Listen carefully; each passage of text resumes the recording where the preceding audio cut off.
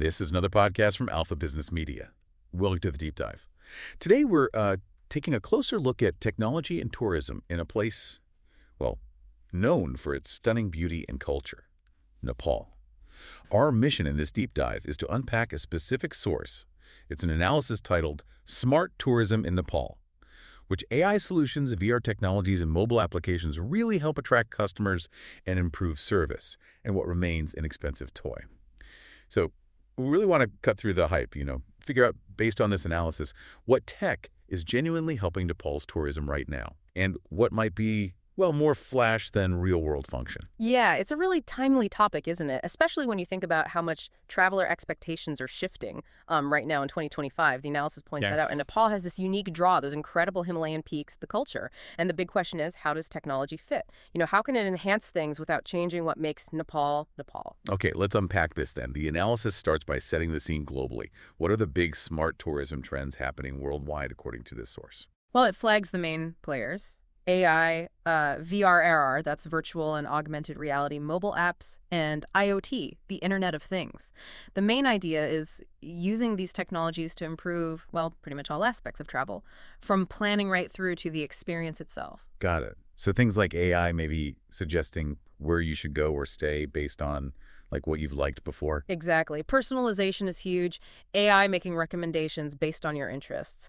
The source also talks about AI chatbots for, 24/7 support, getting quick answers anytime, and optimizing operations too, like pricing or logistics. And it makes a good point. Banks in Nepal are already using AI chatbots. Oh, interesting. Yeah, so it shows the tech is applicable there, at least in some sectors. That leads nicely into VR and AR. I mean, I've seen those really slick virtual tours online. How does the source say these apply? They can kind of immerse potential tourists before they even commit to a trip, like virtual treks or landmark tours. It's like a try before you buy. And then during the trip, AR can overlay information onto what you're actually seeing, maybe showing how a temple looked historically or details about mountain peaks right in front of you. Like having a digital guide layered onto the real world. Okay. What about mobile apps? Feels like everyone travels glued to their phone now.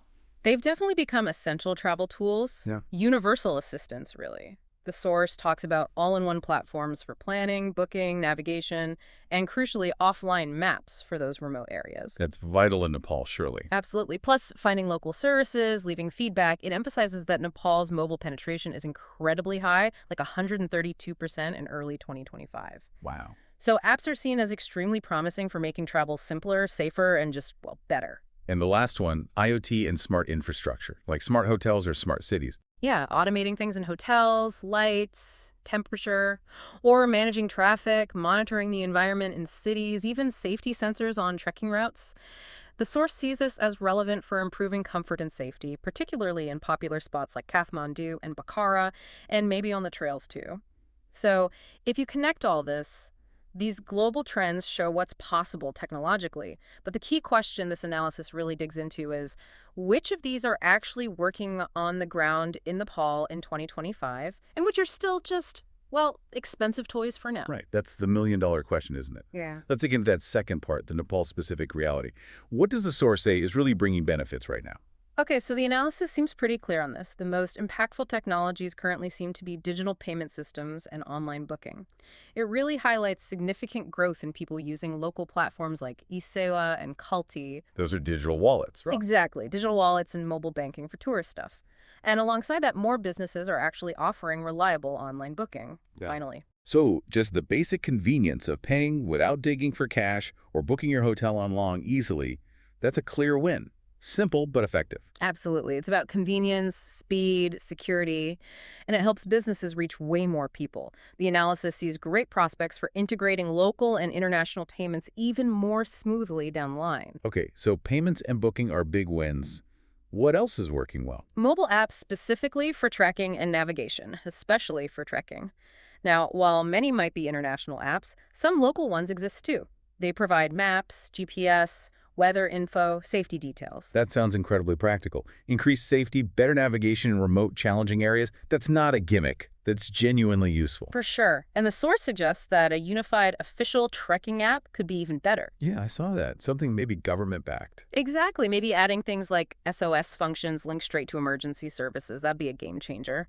Basic AI chatbots are also starting to show value, mainly for simple customer support Q&As on websites. Taking a load off staff. Right. Handling the common questions. And again, the fact that banks are using them successfully kind of proves the concept is feasible in Nepal. And online reviews, that feels less techy than AI or VR, but the source includes it as something that works.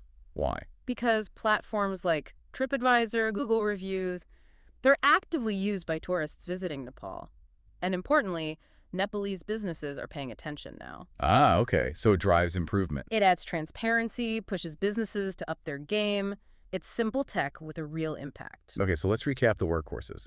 Digital payments, practical navigation apps, simple chatbots, and online review platforms. These are delivering value.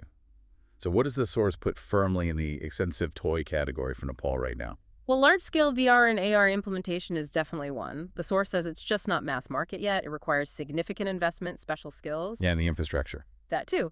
Plus, the practical value compared to the real experience in Nepal is seen as limited for the average tourist. So those amazing VR tours we talked about, great for marketing maybe, at a travel show or something. Exactly. But not widely used by tourists in Nepal as part of their trip. Precisely. They might shoot for marketing, maybe as a small supplement in a museum, but they aren't a core part of the tourism experience currently, not widely adopted. Another one is integrated smart city or smart resort systems using IoT. The source basically says these are practically non-existent. They need huge infrastructure investment, massive coordination. And face basic challenges, right? Like reliable power, consistent internet. Exactly. All those foundational things need to be solidly in place first. That makes sense. Building a fully smart city is a massive undertaking anywhere, let alone somewhere where infrastructure is still developing in many areas. Right. The source calls this a very long-term prospect, maybe aspirational. And finally, advanced AI. The really complex stuff for deep personalization based on analyzing huge amounts of data.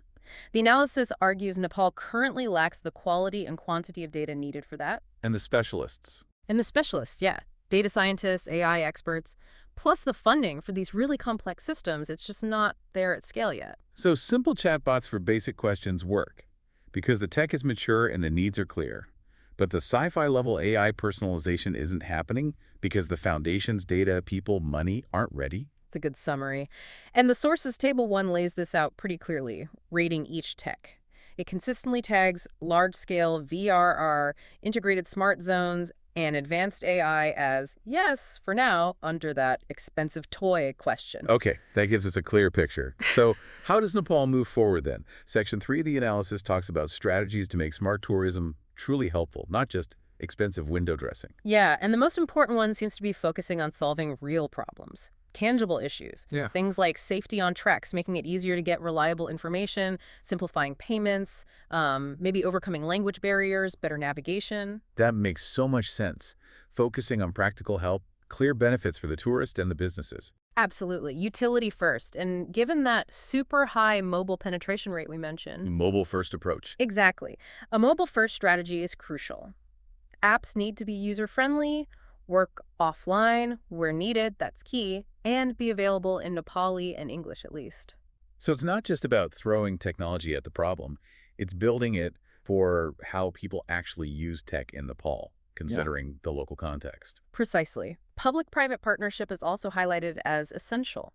The government needs to create favorable regulations, invest in basic infrastructure like internet access, support startup. Like that digital finance innovation hub you mentioned. Yes, things like that. And maybe even create national platforms.